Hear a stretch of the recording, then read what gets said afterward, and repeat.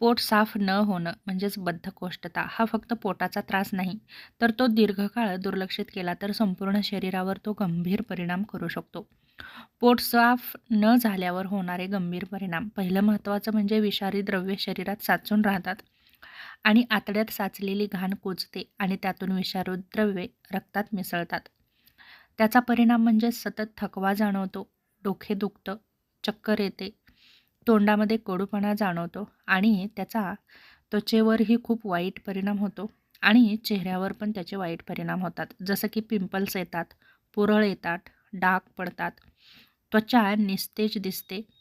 आयुर्वेदानुसार पोट साफ होत नसेल तर त्वचा कधीच स्वच्छ राहत नाही. त्याचप्रमाणे पोट साफ नाही झालं तर डोकेदुखी आणि मानसिक त्रासही होतो. पोटात गॅस आणि विष साचल्यामुळे सतत डोकं दुखतं, चिडचिडेपणा वाढतो, तणाव वाढतो, एकाग्रता कमी होते आणि नैराश्याची भावना वाढीस लागते. त्याचप्रमाणे भूक लागत नाही आणि पचनसंस्थेमध्ये बिघाड निर्माण होतो आणि पोट नेहमी भरल्यासारखं वाटतं. थोडं खाल्लं तरी जडपणा जाणवतो. अन्न नीट पचत नाही आणि त्याचा परिणाम म्हणजे आम्लपित्त होतं, गॅस होतो, छातीत जळजळ होते आणि मूळव्याधही होऊ शकतो.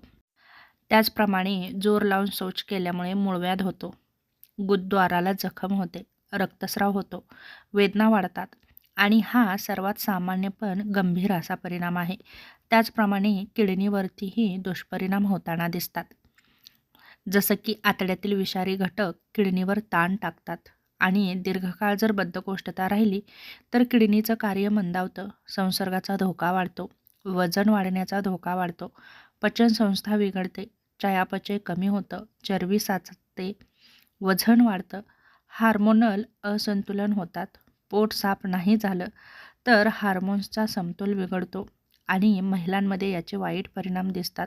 जसे की पाळी अनियमित होते, पोटदुखी जाणवते, PCODचा धोका वाढतो, हृदयावर अप्रत्यक्ष परिणाम होतो, सतत जोर लावल्यामुळे रक्तदाब वाढू शकतो, हृदयावर ताण येतो आणि विशेषतः वयोवृद्ध लोकांसाठी धोकादायक आहे. मोठ्या आतड्याचा आजार आणि कॅन्सरचा धोका दीर्घकाळ राहिला तर त्याचे वाईट परिणाम होतात आणि शौच जर दीर्घकाळ पोटामध्ये राहिली तर मोठ्या आतड्याला सूज येते, कोलन कॅन्सरचा धोका वाढतो आणि ही लक्षणे दिसत असतील तर तुम्ही मात्र अजिबात दुर्लक्ष करू नका. जसं की 2 ते 3 दिवस शौच होत नाही, पोट सतत फुगलेलं असतं, शौच करताना वेदना होतात किंवा रक्त येतं, अचानक वजन कमी होतं. पोट साफ न होणे म्हणजे शरीरात आजारांना आमंत्रण देणं आहे. योग्य वेळी सवयी, आहार, पाणी व्यवस्थित घेतलं नाही तर हा छोटा वाटणारा आजार गंभीर आजार बनू शकतो.